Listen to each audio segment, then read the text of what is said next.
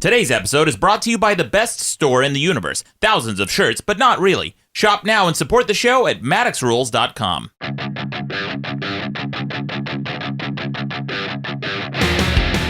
Welcome to the best debate in the universe. Every debate in the universe, from journalists in moderation to the Pepsi generation, with over 4 million downloads. I'm your host, Maddox.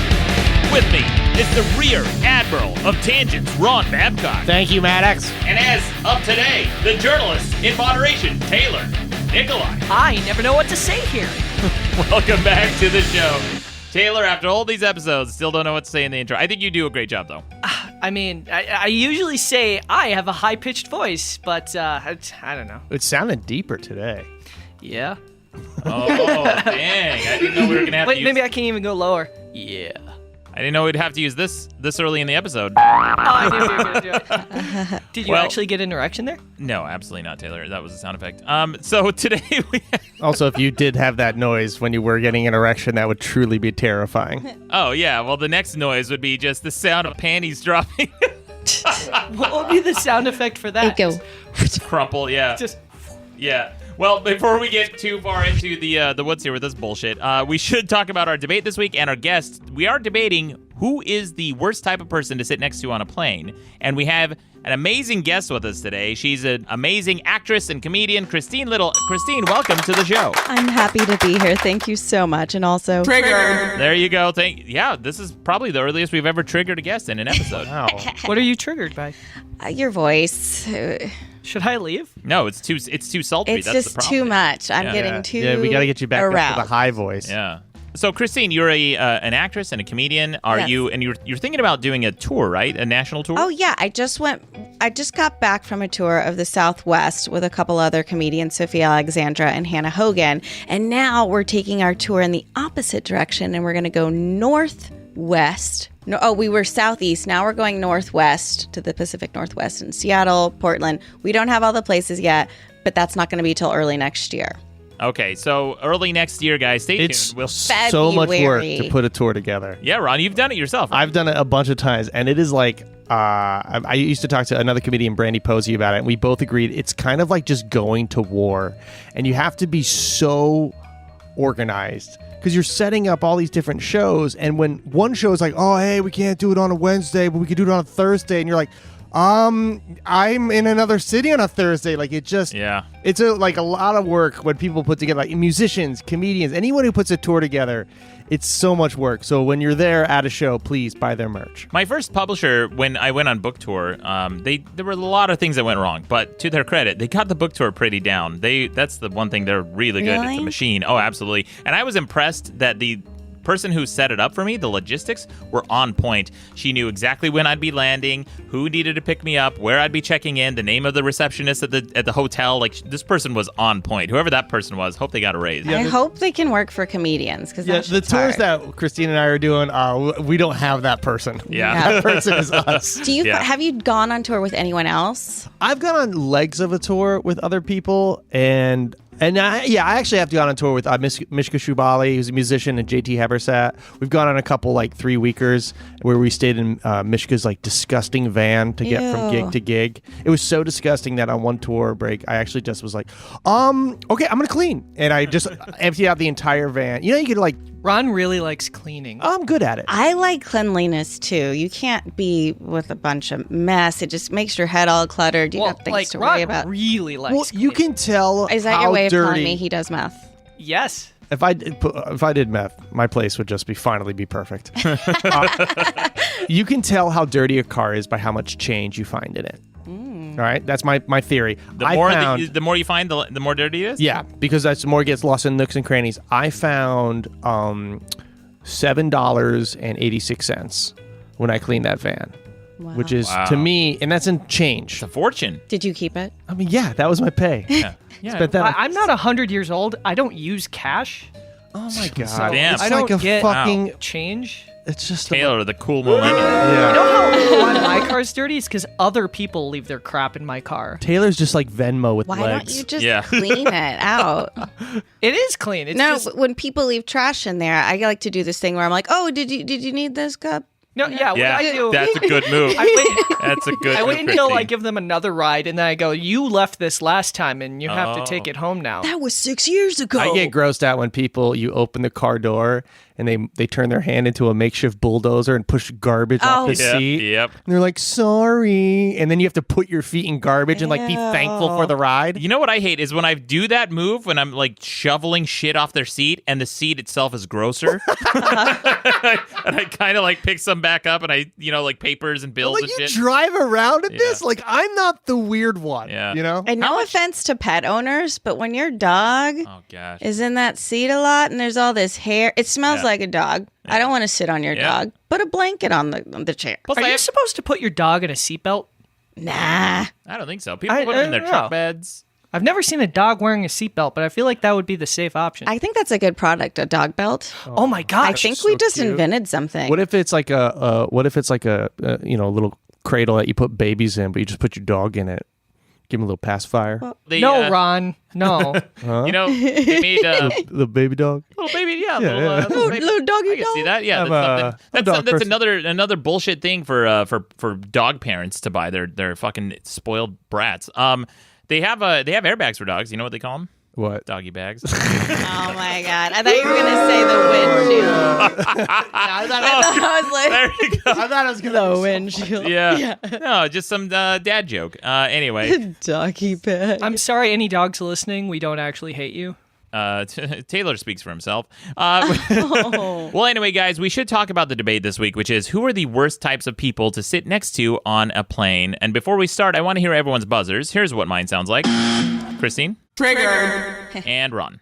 It is. For everyone wondering why I don't have a buzzer, it's because I messed it up so many times that I was just like, I don't need a buzzer. I'm just not going to do it. You could have a buzzer, Taylor. I technically could. It's funny the millennial can't handle buzzers. Oh. Whoa!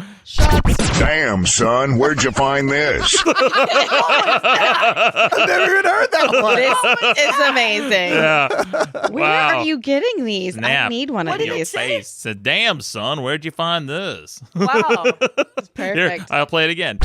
Damn, son, where'd you find this? God. What is that from? It's like a John DJ drop. Wayne. Oh. No, yeah, it's a DJ drop. So Jesse P.S. from Pod Awful a long time ago was on the show. And every time Rucka, the old moderator on the show, would go on a rant, we would call that segment the Rucka Wrap-Up, and we'd play this. It's a Rucka wrap-up. And that was like to signify the end of his segment. And then sometimes he would go on, and then Jesse was on during an episode and goes, "Damn, son, where'd you find this?" So I think that's his voice. That Rucka Wrap-Up voice is Jesse P.S. from Pod Awful, but that other one is wow. DJ Drop. Yeah. Anyway, a little bit of Madcast media trivia. There you go. Behind the stings. Yeah. You see how the sausage is made on this episode. Anyway, we should get to the debate this week. Christine, what do you think Yes. the worst type of person is to sit next to on a plane is? Anyone that talks to you. Oh, anyone that talks. Okay. So you are like, I have a strategy when I get on a plane. Let us I have hear a strategy for the airport, but I'm not going to get into that. Just the plane. I don't like flying. It scares me, but so I'll take a Xanax like on the way to the airport. Are you scared of like dying? I think we all are. Yeah, I don't want to die. Well, I mean, there's Especially certain in a things to be plane, it's so afraid of. dramatic. Like, is it social anxiety or is it fear of death? No, it's not social anxiety. It's just like the plane is up in the air. It's like, why is this big piece of machinery still in the air? And when I think about it too much, it just freaks me out. I'm getting a lot better, but my strategy is to fall asleep right when I get on the plane because then like I'm like calmer and I can handle it if more. you have a choice, do you do window or aisle? Always window. I always do window because I like to lean against the window. I get to look out, make sure the plane's still in the air. You know, Gotta check on it. So if someone's talking to me, what are you doing? This isn't a social hour. We're not at a bar. Yeah, okay? it's got to be a monologue, and I'm tuning the fuck out. Yeah. Is it more like they hit on you or is it like they're trying to learn about your life? Usually the latter, I guess. Old people are the worst. Old people love just- talking to you. I kind of just do the thing where I don't make eye contact. Yeah. And it's like, this isn't a talking seat. Are you one of those people who, when you sleep, like, do you sleep kind of the window, like on the window, and then you put your your jacket over your head? I don't put it over my head. I just like I try to like get as much material. Like I'll wear like a sweater or something, and then I'll put another one in my bag and try to use that as a pillow as well. Just try to crumple up as much material for the pillowing. If it's a long flight, I do aisles because I like to be the gatekeeper for the bathroom because I like to get up as much as I want if I want to stretch. I used to do windows, Yeah. and then I hit my 30s and I have to pee all the time. Oh, Aisles. yes, me. Now I gotta do aisles. Yeah. I pee all the time already. I mean, I'm at the point now where I don't drink an hour before going on the flight. You can't drink. Yeah. I pee right before I get on the plane. I try not to pee during the flight. Run off the plane, go to the bathroom. And sometimes it's hard. I mean, it's well, if you're doing like a 3 hours. cross Atlantic flight, you're going like from LA to London or something like that. My sister lives over there. I have to fly that sometimes. And that's just a long flight. I will always do an aisle because getting in a window at that point is just, it freaks me out. It's The too much worst- time. The worst thing is having to wake someone up and be like, I gotta go. I gotta take a shit. I gotta shit. It's not the You worst. poop on It's- planes?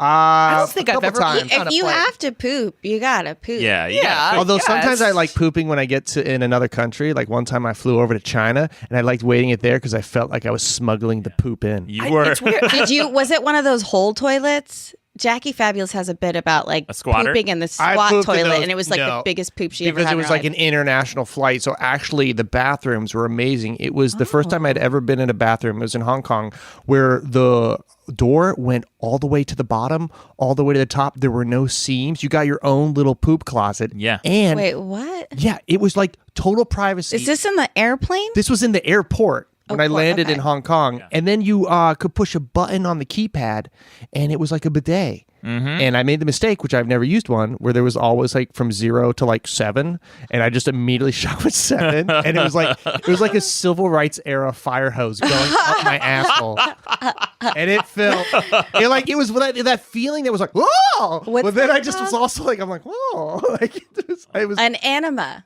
yeah. An The enema, enema yeah. setting. You went Yeah. to the enema setting. Straight to Is enema. it true that it actually cleans you like really well? Yeah. Is it Yeah, it's just great. water? Or is it like water mixed with something No, to no, make it cleaner water? Just it's water mixed with super clean water. No. Like, is it like soapy water? No, it's regular water. I've never used one. It's just before. it's fantastic.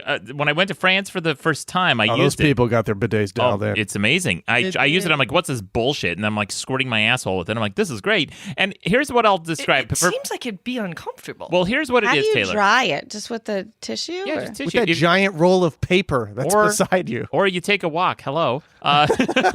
With your pants down? Yeah, you walk around the house for a bit. I got a tight butt. I don't think it would dry.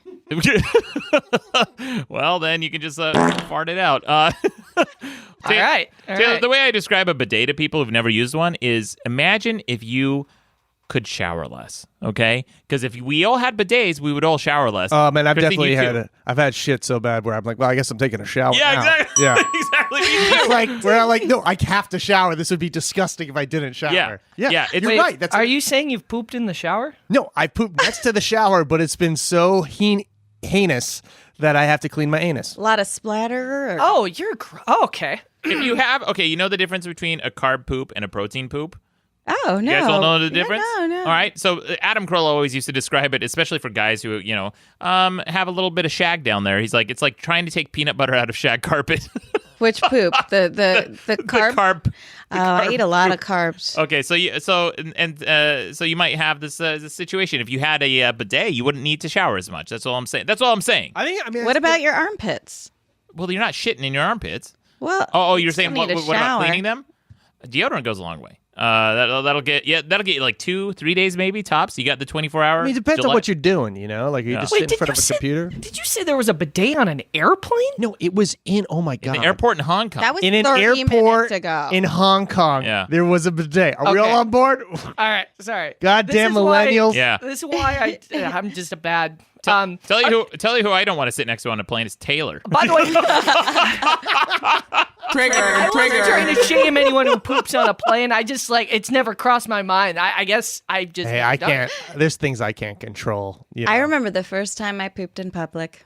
It was in high school. Not in front of people, but it was... Well, then it's not public. God, you got this long lost look in your eyes. Like I remember the first time I kissed Can you a boy. It was describe an it in detail? accomplishment. It was at this diner place. I forget what it was called, but I could see it. I was drunk, and I had to go, and I couldn't believe I went in the bathroom. I told my friend afterwards, and it was like an accomplishment. So on that show Survivor, they're all pooping into leaves, right? And I did it one time because I was locked out of my house, and What? You pooped outside? I had to. I was a kid, and I didn't have keys to my house, so my mom was gone. No one was answering the door. My dad was asleep or something. So I'm like, well, I got to go, and I had to poop into a pile of leaves, and that's all I had to wipe, and it was horrible because the leaves. It was autumn, so it was all crumbly, and it just made everything worse, and everything just was like awful and itchy. Anyway, Taylor, what's your choice for? I hate sitting next to aggressive armrest people.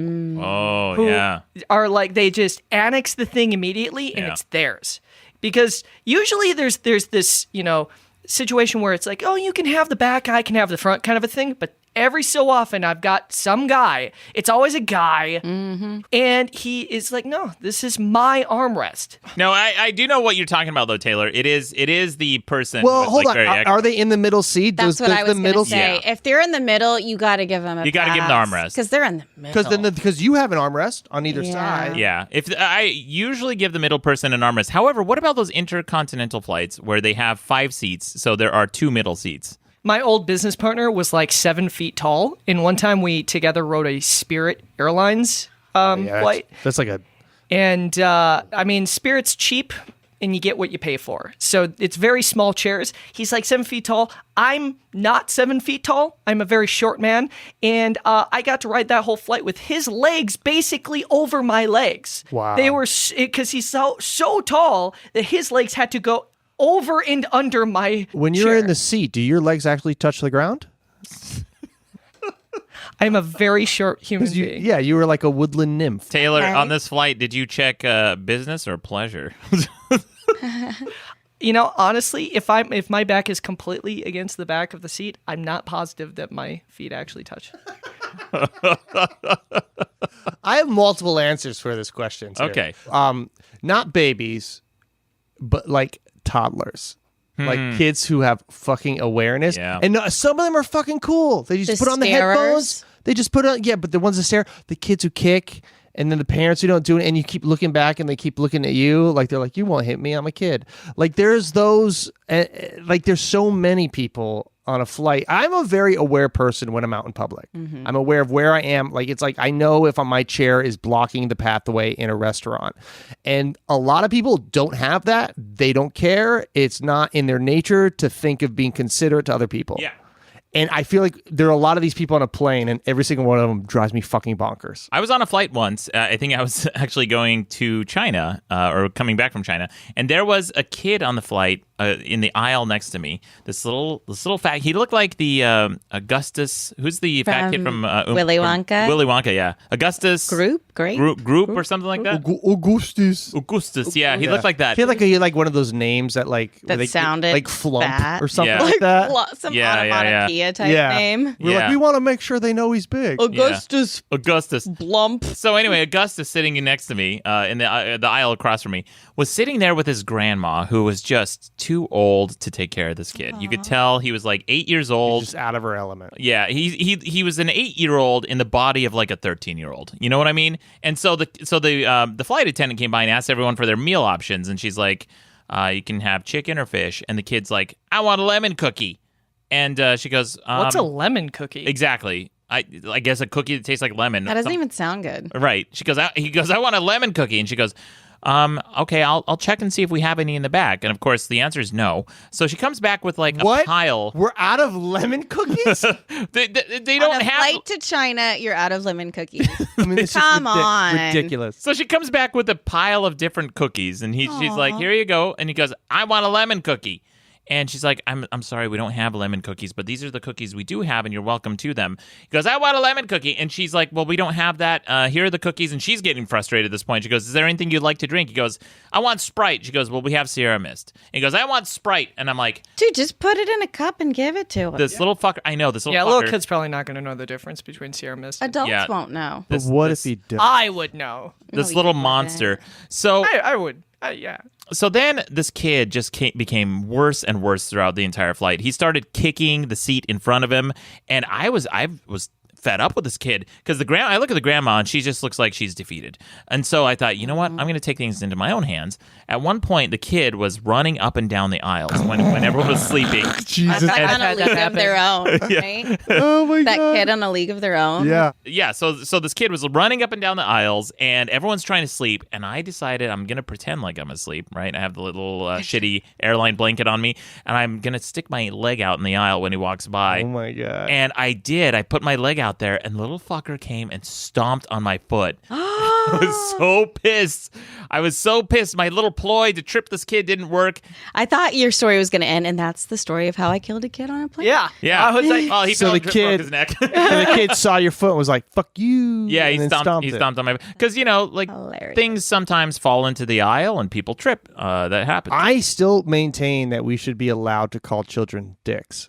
Yeah. I think agree. you could you stop a can. lot of bad behavior if you just saw a kid, acting up and be like, hey, stop being a dick.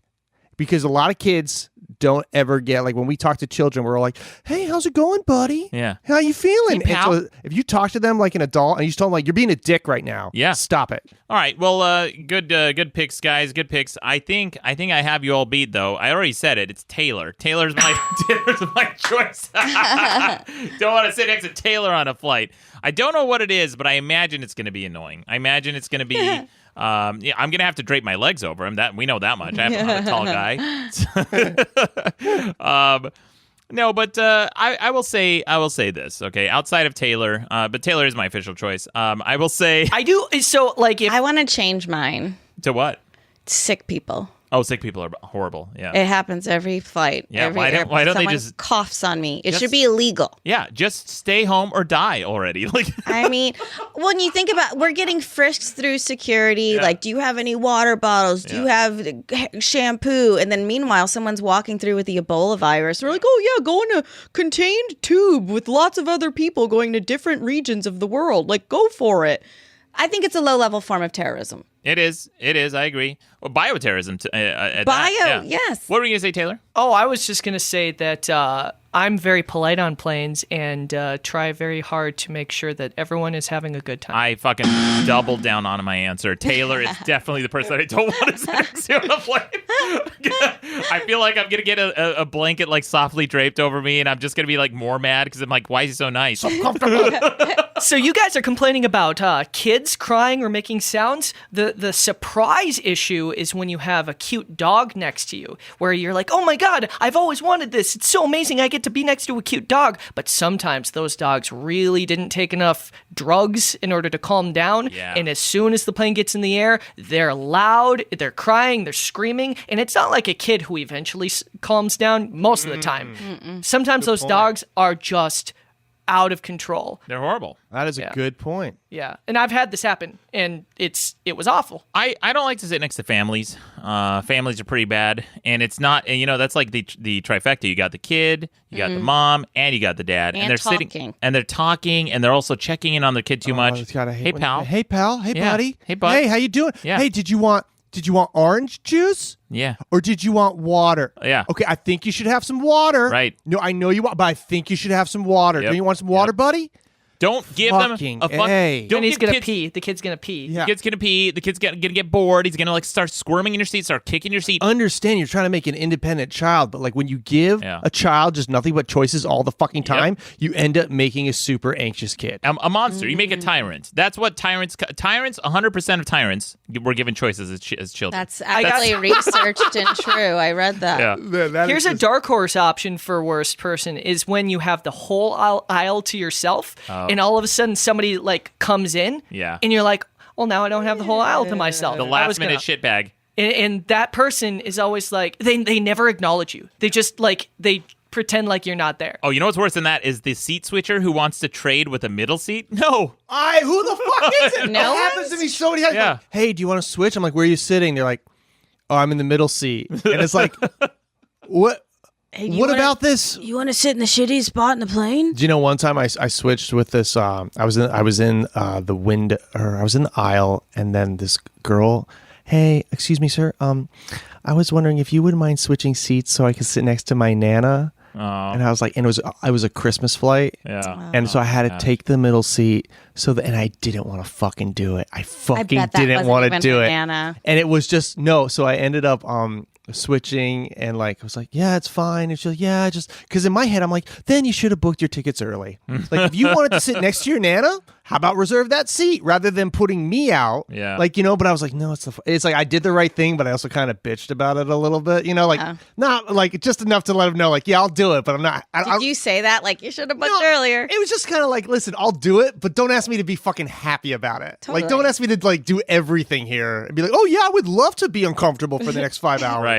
What would have been great is if you told them Merry Christmas and they just took a beat and said, we're Jewish. Actually, no, it gets better. So I get the middle seat and I'm all like pissed. I'm all mad. But the dog's like so nice about it that after a while I'm like, all right, maybe this isn't a big deal. Like she's getting to talk to her Nana.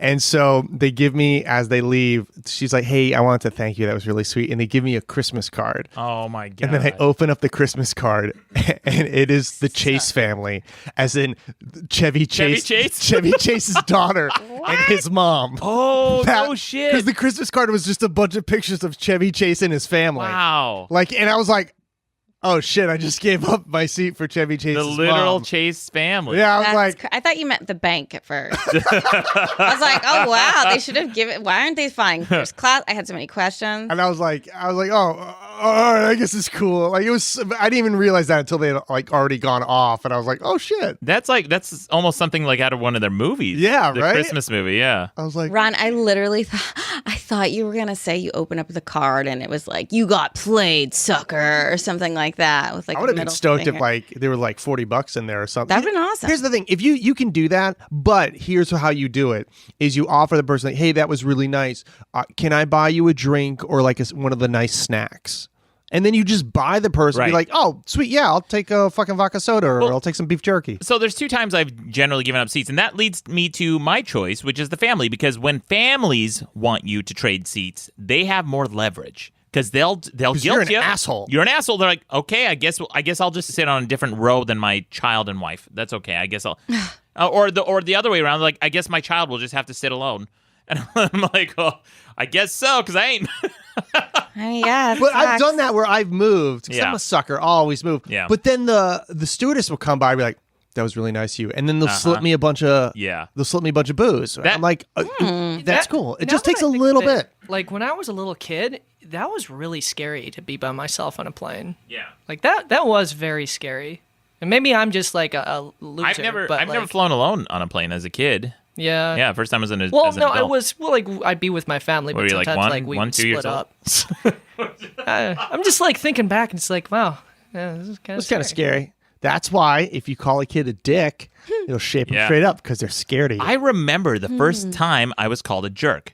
It stuck with me because I remember who said it to me. The doctor pulling you out of the womb. Hey, jerk. Hey, look at this piece of shit. Let's put him back in. He's not done yet. This little jerk. About time. No, but I remember the first time I was called a jerk, and I remember the look of the person's face, and I was like, oh, wow. Okay. I guess What'd you it do? stuck with me. I was just trying to add to their story.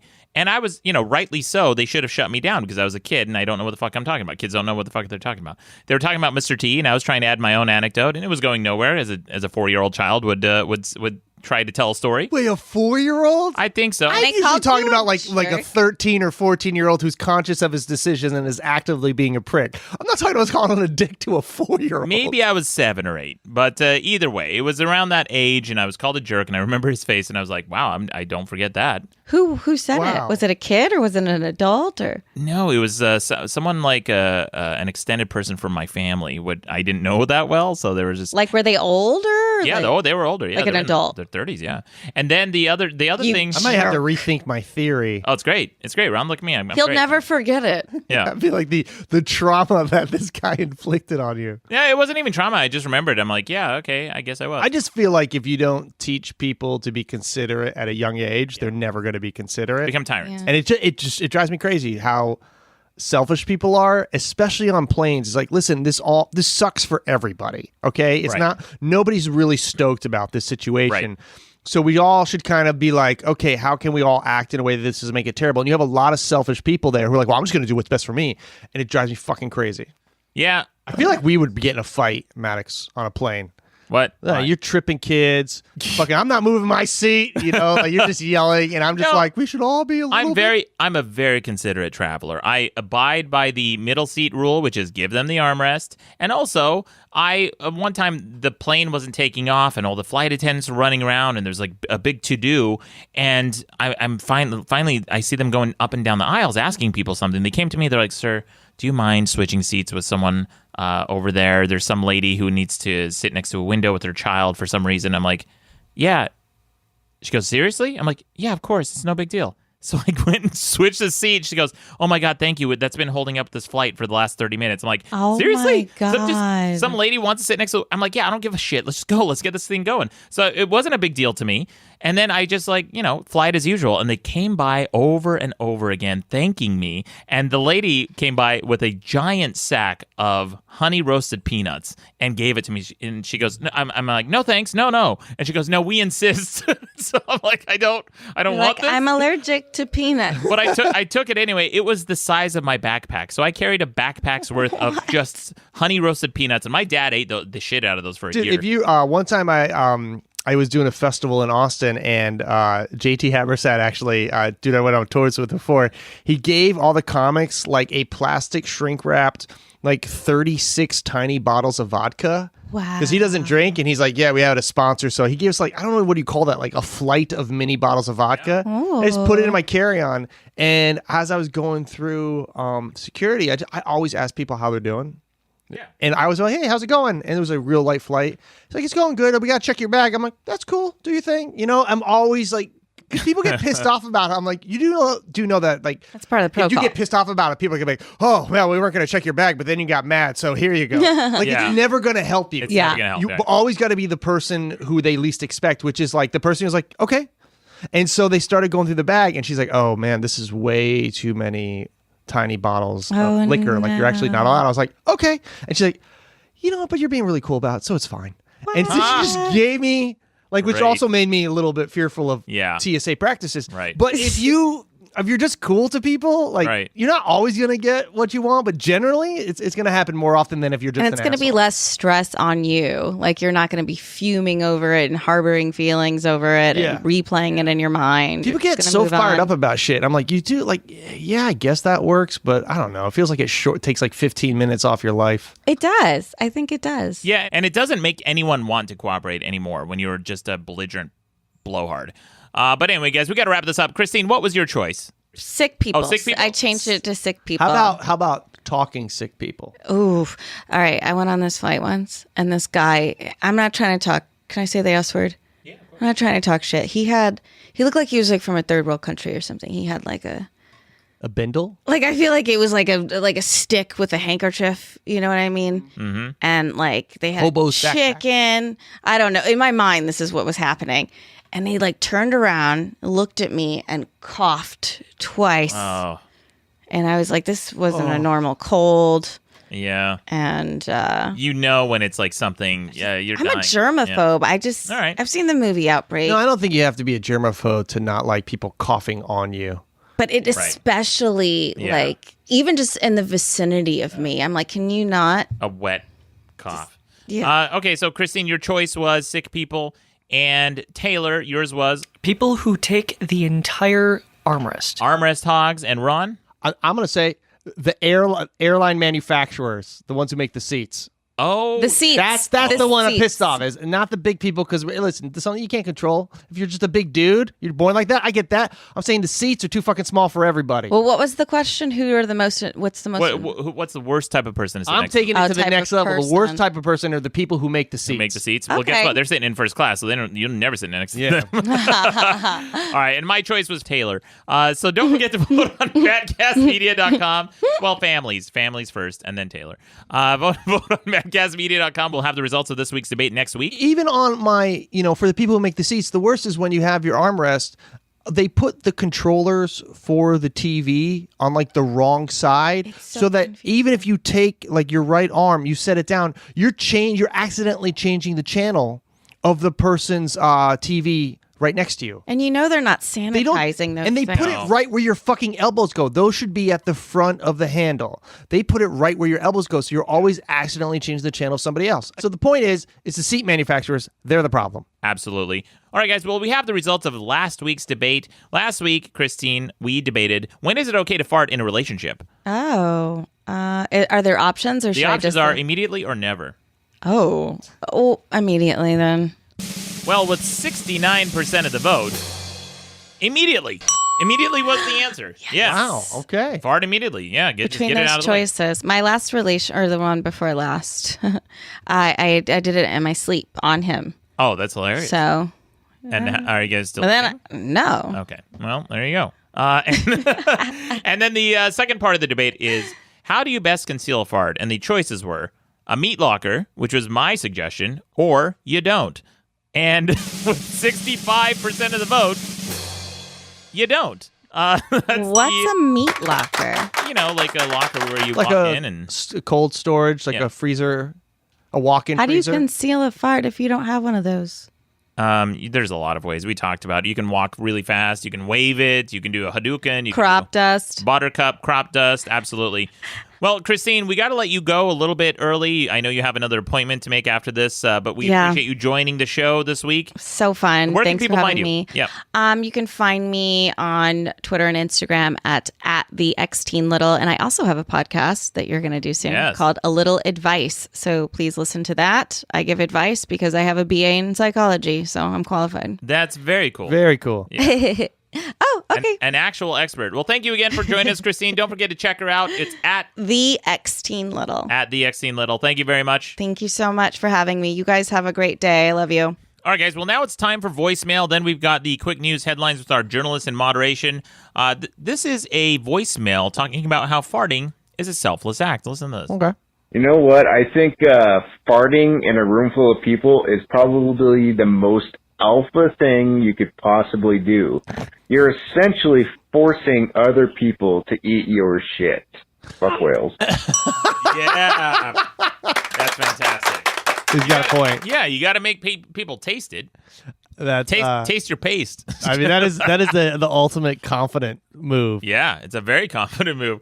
I do it sometimes when the best time to do it is when you first arrive to a party and you announce it. I did that one time. It's actually. like going to prison on the first day and beating up the biggest guy there. Yeah, that's what you got to do. You got to find the biggest guy there and jack him off. This is why you don't go to parties a lot. I did it. So one time when I was a kid, I thought this would be hilarious, and it was one of the few times we actually hosted like a fairly big dinner party. We were outside. We had a picnic table set up and everything. Probably about 10 people there.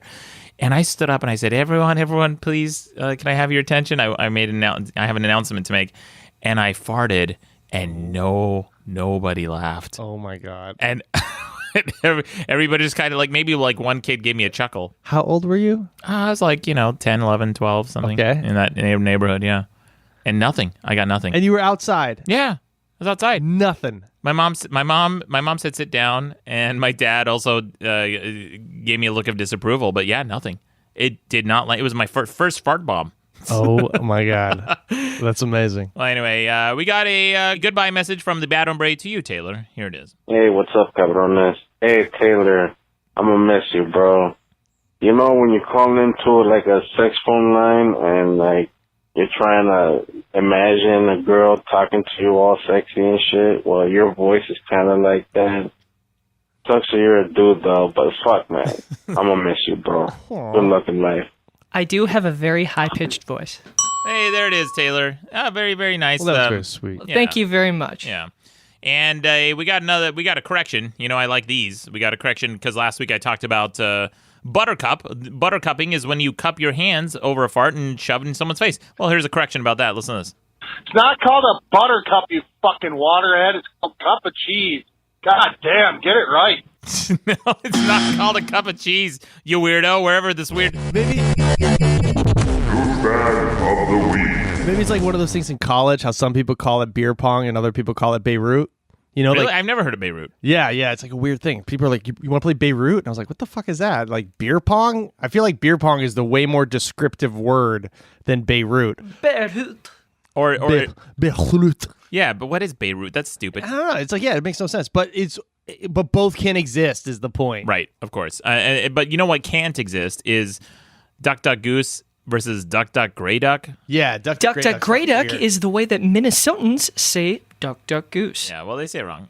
Here is a voicemail. So last week we talked about, if you recall, if you're in a hospital room, I asked, our guest last week was Paul Flart. He said that there was no occasion he could think of that he wouldn't fart. And I said, well, what about in an operating table, right? When your wife is pregnant and giving birth, do you want like fart particles land on your baby's wet forehead? And he said, yeah, he'd still do it. Well, here's a voicemail about that. Listen to this. Hey, you Neanderthals realize that most women shit when they're giving birth, don't you? That's true. I didn't think about that. I wonder, do they... I've never been in a room when someone's been giving labor. What, do they set up like a feed bag underneath and just... Yeah, how's that work? I don't know. Do you also like, do you feel, like, does a woman who gives birth feel like the same way I do after having like a large, bowel movement? I've heard that. I've heard women who've had C-sections. By the way, if you are a woman and you've had a C-section or given birth, call in and tell us your experience. But I've heard that when they have C-sections, they take your guts out, your organs, and put them on your stomach so you feel the weight of your own stomach on your stomach. Yeah, it sounds very bizarre. Here's another voicemail about the philosophy of farts during a relationship. Listen to this. Hey, Maddox, this is Steven in Seattle. I just wanted to say that I am 100% on board with showing inappropriate jokes to a potential lady that you might want to go out with. Saving yourself so much time if they don't get your sense of humor or whatever. It's like that old adage, I think they coined it to Marilyn Monroe, but I think it goes something like, if you can't handle me at my gassiest, you don't deserve me at my classiest. Absolutely. That's one for the guys, I think. Yeah. Because every girl on every profile everywhere always quotes Marilyn Monroe. It's like, well, if you can't handle me at my best, you don't deserve me.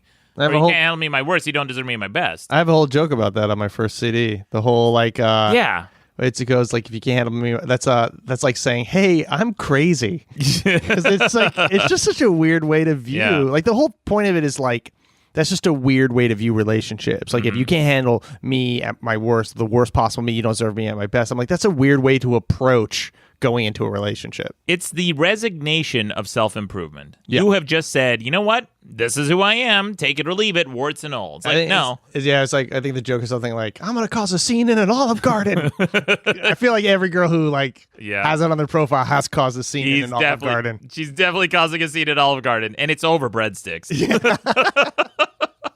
Well, here's one last voicemail. Taylor, I think you called in again. Again? Yeah. No, I didn't. Yeah, no, this is Taylor. Here it is. Oh, no. Hi, I'm Taylor, and I think farts are gross. Let's go play pickleball. Oh my God. Thank you so much. Wow. Bravo. Yeah. Oh my gosh. Well, thanks for calling in, Taylor. I do have a high-pitched It's so voice. weird. Your voice sounds so much deeper on voicemail. Yeah, that sounds way deeper than usual. Yeah. I wonder how high I could get. Well, thank you for those voicemails. We've got we usually play a few at the end of the episode too. If you guys aren't listening to the show all the way through, you should. You're fucking up. But anyway, we should get to something. I think I might get into voice acting. I have like a very unique voice. You do. I would agree with that. I would agree with that. Yeah. Do you? Let's talk after. And you have range too. And I'm not. This sounds backhanded, but it's not supposed to be.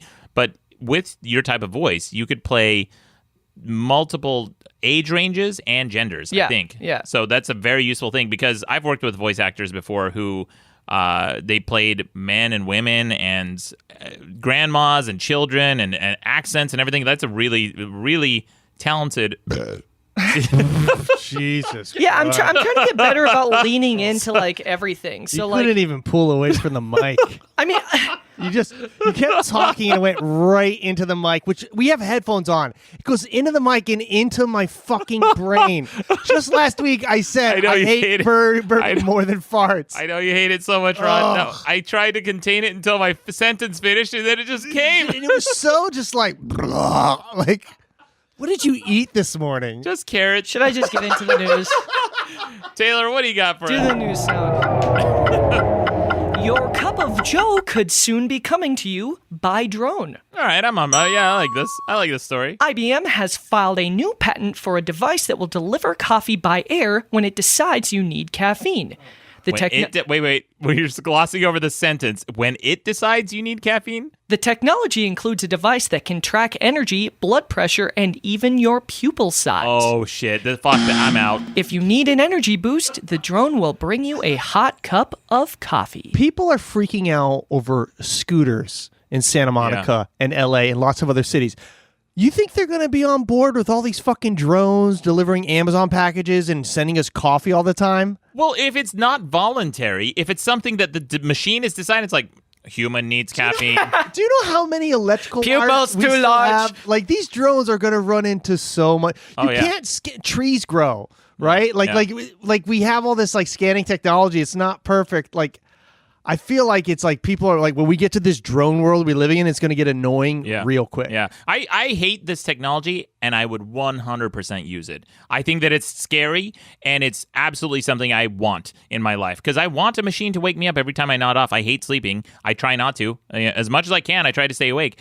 And to that effect. Super not good for you, man. Oh, I learned that the hard way, Ron. It almost killed me when I was writing my first book. That's when I lost most of my hair, gained weight. I created a custom screensaver when I was writing The Alphabet of Manliness, so that I couldn't turn it off unless I typed in a very long password, and it would come on once every 1 minute if my computer was idle for more than a minute. Wow. And the screensaver was a police siren that just kept going off over and over again. Dude, that sounds... What about if you have to go get some water or go to the bathroom? Yeah, I would just go to the bathroom and hear the siren going off in the other room until it annoyed me enough that I'd go shut it down and sit down on my computer. Jesus H, man. That was also the time when I hadn't started drinking yet, and I decided to start experimenting with alcohol when I was writing that book. And because my friends were like, maybe just have a shot and loosen up and sit down and write, because it was very difficult to write that book. A glass of wine is better for writing. Oh, I didn't know. I was in Utah, so I just went to the store, the liquor store. I'd like alcohol, please. I bought Kahlua and fucking idiot. I bought Kahlua and vodka, and I'm like, I've heard of White Russians. Maybe I'll make one of those. I didn't even have all the ingredients. So I poured myself a drink, and I poured myself a drink like you're going to drink a cup of water. So to the brim with alcohol, and most of it was Kahlua. And I drank about half of that, passed the fuck out, woke up with sirens going on in my apartment, bloodshot, terrible, felt miserable. Anyway, that's how I almost died writing a book. So you almost OD'd on Kahlua. Yeah. Oh man, that was a rough time. Rough time. But this drone technology. Now this is interesting. Have you guys seen the Halo Top commercial by Mike Diva, a friend of mine? He made this commercial for Halo Top ice cream, where it's like a post-apocalyptic, futuristic world where these robots have humans in captivity, where they're just feeding them ice cream every day, and this person wakes up and she just had a lobotomy or something. She doesn't know where she is. She doesn't know where her family is. And there's only this robot, and it says, time for ice cream. And it just pokes her with an ice cream spoon. And she's like, it's good, but where am I? And then she looks around, and it's just ice cream robots. And they're all shoving ice cream in her face. It's a really... I don't know. This advertises the ice cream? It is an advertisement for the ice cream. It won a bunch of awards. It's an amazing spot. But that's what these coffee drones remind me of. I think that's what we're heading towards. Lonely dolphin stranded in Scottish Firth alters speech to fit in with the local sea life. Oh, this fraud. So the dolphin got caught in the Firth of Clyde. Has learned to communicate with the local harbor porpoises, a marine expert has claimed. Now, audio testing suggests the dolphin has altered the frequency of the clicking he makes so as to be understood by the porpoises. If validated by further research, the findings would mark the first time a common dolphin has shown it can imitate other species in order to communicate. Well, how do we know it's the first time? Yeah, how do we know? It's the first documented case. Is all right, fine. You know what? This really is no big deal, you guys. Like, you want to joke about it? Like, this shows the dolphin is smart enough to figure out it needs to be able to, not necessarily language, but communicate in a different way with a different species. Great. Big deal. I'm smart enough to program on Unix and Windows, so no one's patting my fucking back. I speak multiple languages. Hey, listen, if you could start talking to porpoises, I'd be impressed. I talk to porpoises all the time. I call them fucking shitheads, and they don't respond to me. I will say this though, Taylor. This dolphin communicating with a porpoise, that is a big deal. But I wish the animal that a dolphin would more closely resemble is a human. Wouldn't that be great? A dolphin that was actually productive for once. Anyway, what else you got? I mean, dolphins let us swim with him. You know, we let dolphins swim with us. Let's be fair. Let's not forget who's at the top of this the food chain here. Yeah. Yeah, if you really examine dolphins, their culture is kind of scary. Yeah, they're all like really rapey, aren't they? Or no, dolphins aren't, but they're very like aggressive towards one another and very sexual. They're very sexual. It's very odd. I mean, the dolphins though, they're so fuckable. Yeah. The goats prefer to interact with humans who look happy. The research conducted at Buttercup Sanctuary for Goats in Kent demonstrated that the goats prefer to interact with the smiling face. Released from a distance of 4 meters, they generally made straight for the happy image, exploring it curiously with their snouts. This suggested that goats use the left hemisphere of their brains to process positive emotion, said the team from Queen Mary, University of London.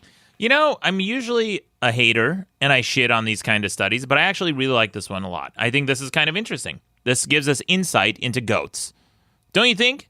You put a bunch of pictures of faces, and goats consistently tend towards the happier face. That tells you something about the goat. Yeah, right? That they like, because they'll mean they'll get food. So they've been conditioned to go up to the happy-looking people because those people have food in their hand. Ron's totally right. It's not like the dipshits are like, and you like when you have food and you're gonna get goat, it's like happy. So it's just that. That's exactly what it is. Damn it. All right. Well, next you study. ruined that one.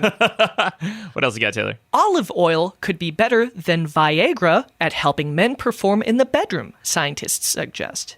Viagra? Well, wait. First of all, it's Viagra. Viagra. No, Viagra. It's Viagra. This one's not. You put Viagra in a bag, not Viagra in a bag. A study of more than 600 men found that those who consumed plenty of it had far fewer problems with their sexual performance. Researchers said a diet rich in olive oil keeps blood vessels healthy, maintaining circulation in every part of the body. Yeah. Those who consumed at least 9 tablespoons of it weekly were far less likely to suffer from impotence than those who ate less of it and had significantly higher levels of testosterone. I mean, I think it's one of those things where olive oil, if you're using that, generally means you're cooking like more of a Mediterranean diet. Yeah. It's heavy in like fruits and vegetables. Mm-hmm. It's lighter. Where if you're not using olive oil, like, you know, you're eating, I don't know, you could be eating more fast food or processed foods that you're not cooking. So if you're eating that garbage, it's like, yeah, if you're eating fresh fruits and vegetables, you're going to feel better and you definitely fuck better than if you're just eating like a bunch of processed food. Yeah. Also, I suspect this study came out of Spain. Big olive oil. Big olive oil. Yeah, oh, man, totally big olive oil. Olive Oil Institute in Spain. See, make you foot good. When you have a new news guy, what you should do is you should have a button that's like, that's a PR thing. And like all of a sudden you just like ring piece. it. Yeah. Puff piece. There we go. Puff piece. Yeah. Puff piece. Because like that's like kind of been like one of the games is that like sometimes I hide these because I kind of know that they're puff pieces. Bring them in. And I want you to call them out. I love hearing these because this does sound. Although like I mean that one, like I would, now that you say that, I'm like, oh my god, I'm totally from like olive oil, but like it was, and then I'm like, yeah, of course olive oil helps you fuck good. Like it makes. I mean, I'm not going to stop. You know, I'm not going to stop eating it. I'm already on a good roll here. So, you know, what I started cooking with was duck fat. Oh, really? Yeah, just eggs though. Just as like a Saturday treat. I cook my eggs in duck fat. Those of you who don't so know, fucking good. Those of you who don't know, Ron is an excellent cook or a chef. I don't know what you prefer to be called. Just cook. He's a do-it-yourself type of guy in all facets of life. And gosh, that's one of my favorite things about being a part of this podcast the last, 4 months, has been to learn about how you DIY literally everything in your life. It's the best.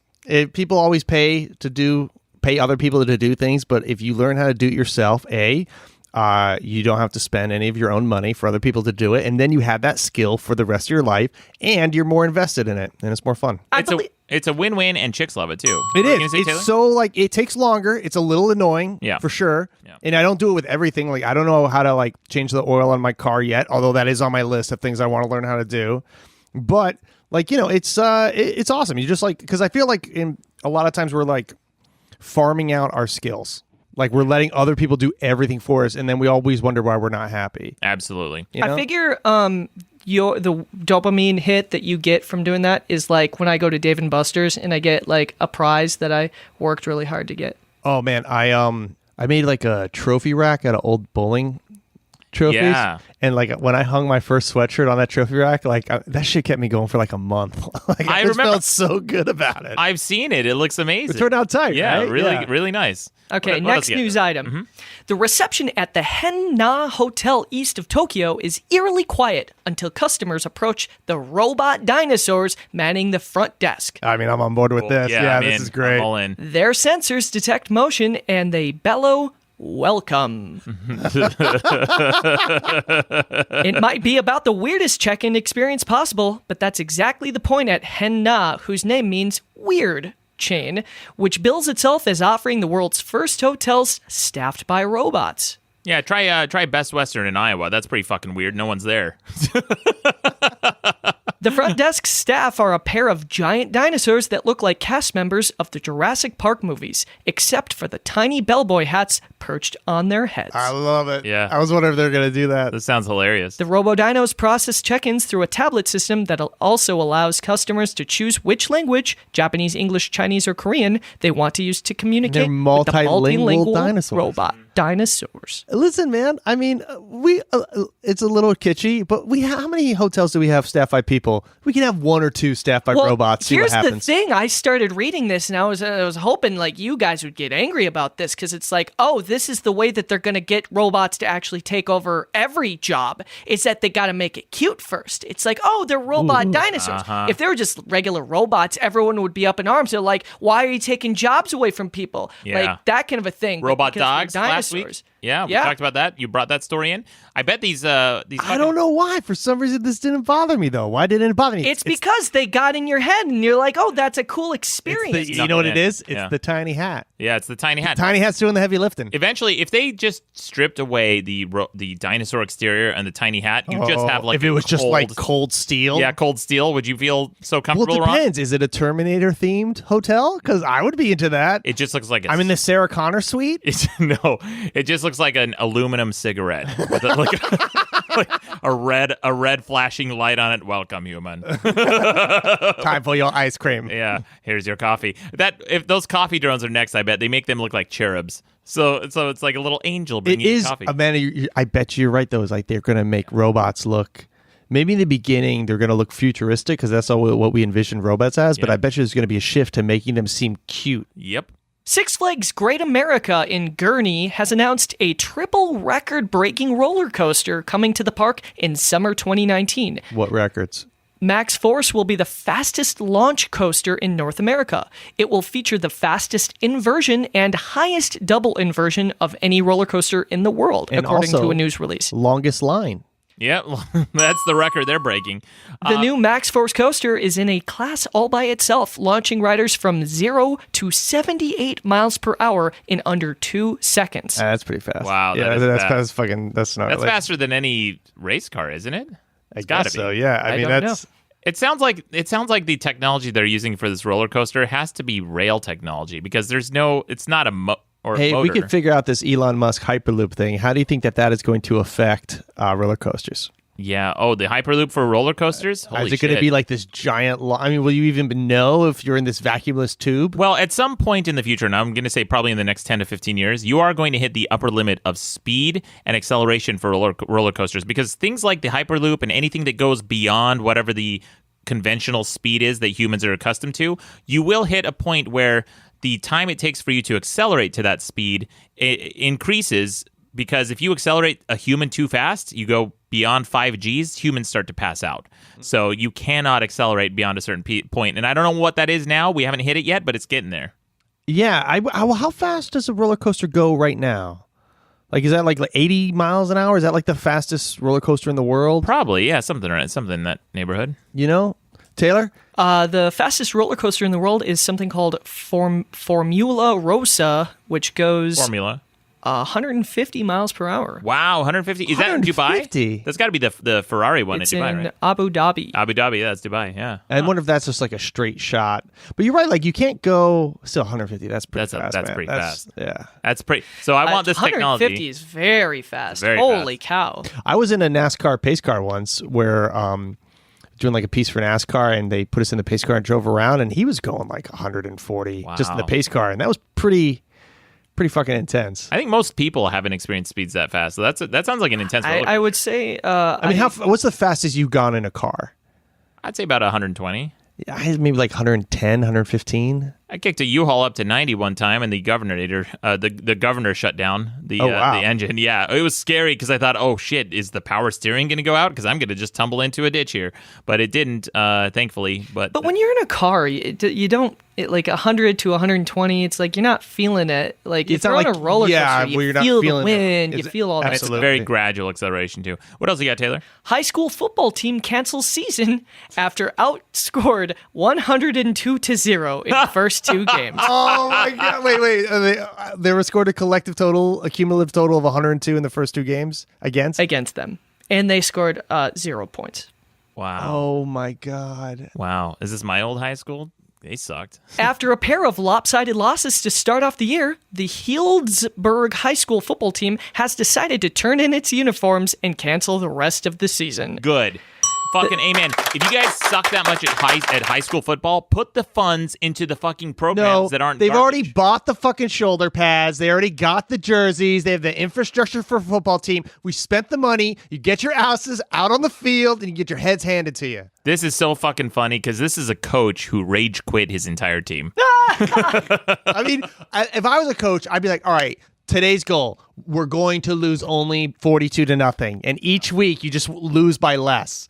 Get to the point where you're losing maybe 21-3. I would love That's to a win. This is a movie. I would love to see these sad sack kids who suck so bad at football, and then like some rambunctious, like not cut from the same cloth coach comes in from out of town. It's They like I can still suck. The whole time. Yeah. She, like, you have the training montage. They Yeah. go out and play. They Yeah. just eat a dick. She's Yeah. like, all right, well, I tried. Yeah. The decision stemmed partly from the lack of participating students. The team started the season with 18 players after losing its first game 41-0 and then being shut out 61-0 in the second game. 2 players quit. Then 2 more dropped off the team, followed by the team's quarterback on Monday. That was when head coach and Healdsburg High School athletic director Dave Stein had the kids make a decision. So the coach asked, what are you guys, a bunch of quitters? And then like half the team was like, I mean, yeah. We decided to do a blind vote, and 7 of the 13 said no. They didn't want to move forward. So we went ahead and disbanded the varsity team at that point. Wow. Now, do they still get to put varsity football on their college Do they applications? get... Oh, that's interesting. Do they get the track jacket? Yeah. That's the best of both worlds. You don't have to waste your time playing shitty football, and you still get the credit for it. Yeah. Yeah. I mean, I would still proudly wear that shirt. Sure. I still Hey, tell listen, people we only lost 2 games last season. We Yeah. did pretty good. something. I still tell people I went to college, so fuck it. Did you go to college? I went to college, Ron. Wait, did you graduate? No, he had one test left. to take. Yeah, That means you do not get to put that on your resumes. gladly. Did you ever want to go back and just take that one test? No, and I looked into it, and a few of the credits since I stopped going to college have been disqualified, so I have to take another six credit hours to graduate if I actually wanted to. And there's 6 credit hours in just about anything. I see your future right now. You're totally going to be the guy who's like 65. You're going to be walking into class with your cane or whatever. Be like, I never finished this when I was younger, but I'm going to finish it now. That's another movie. It's like that you would go through the training montage, and I'm studying, and I'm in the library, whatever, and then I get the results like failed. Yeah, except the results are going to be delivered to you by drone. Yeah. You're like, God damn it! But I got my coffee. What else you got, Taylor? That's it. Great stories. Thank you so much, Taylor Nikolai. And Taylor, I got to say, this is your final episode. It's very bittersweet because we've loved having you. You've done an excellent job with the news. I feel like you injected a lot of fun into the news segments every week because you know the types of stories that we like. We love these weirdo, offbeat, bullshit kind of stories sometimes about porpoises and dolphins and these like loser kids in high school. These are fantastic stories, and you've done an amazing job. Well, thank you so much. very much. Yeah, somehow I started talking during the debate a little bit too, even though I was never officially supposed to be one of those debaters. But it was fun being able to joke around. Like, this has always been a fun weekend thing to do, but my schedule is getting packed, and I've got things that I've got going on, so I'm going to have to exit. But I'm going to miss you, buddy, and I'm super excited for you as well. Yeah. But mostly I'm going to miss you. Yeah, we're all excited for you, and we're going to miss you, Taylor. You added a lot to the show, and I mean that sincerely. The callers love you. I know everyone kind of gives you shit about pickleball and your high voice and everything everything in between, but you're a lot of fun. Yeah, I think the pickleball thing was like one of those things where, like, I knew it was rattling some people, but I think that they had fun being rattled in a way. Whereas that, you know what I mean? Like, yeah, of course. Like we poked each other with the pickleball stuff. And this is kind of pulling the curtains back. And by the way, we still have a bonus episode coming out that we did record with Taylor, so that's still coming. And I think I still have an old one from with Rucka that I still have to release. But, oh gosh. Yeah, we have some another bonus episode coming with Taylor. Stay tuned for that. But Taylor, I gotta say, and this is kind of like pulling the curtains back a little bit, but sincerely, Taylor is one of the nicest guys I know. Yeah. Just an earnest dude. He cares so much, not just about the product that he makes, but about his friends. He's a very sincerely authentic person. He absolutely that I'm is. happy to have in my life. Yes, absolutely. And Taylor's just like one of the best people I've ever met. And I thank you for your friendship and your continued support. We're still not going to sit next to you on a plane. Yeah, absolutely. No way. Yeah. I think that if you would tell 13-year-old Taylor that someday he would be on a podcast with Maddox, he'd call you a liar, because I would go home every day and check to see if you had updated your website. And that none of that is a joke. I was obsessed with your website. I thought you were hilarious, and it's been an honor. Thank you so much, Taylor. And it's the honor is mutual. We wish you well in all your endeavors, and we'll hopefully you can check in. And I'm sure we'll continue to get lots of voicemails from you because you've been calling in the last few weeks. And I know you love calling in. Yeah, good at it. Keep you those should not coming. Stop calling in. Yep. Well, thank you guys again. Thank you to Christine Little. She's not in the studio at the moment, but thank you to Christine for joining us today. Thank you to the Rear Admiral of Moderation, Ron Babcock. Oh, hi there. And thank you to the journalist in moderation, Taylor Nikolai. Thanks, everybody. But most of all, you're welcome. Hi, Taylor. I just wanted to say I'm very sorry to see that you're going to go. So I just wanted to say from the bottom of my heart, you're a gay midget. Thank you. Oh my God. I have nothing to respond to that. Happy trails, buddy. Oh my gosh. That was hilarious. All right. Hey there. Don't forget to subscribe to Madcast shows on iTunes, Stitcher, or your favorite podcast app. Okay, bye. Madcast Media Network.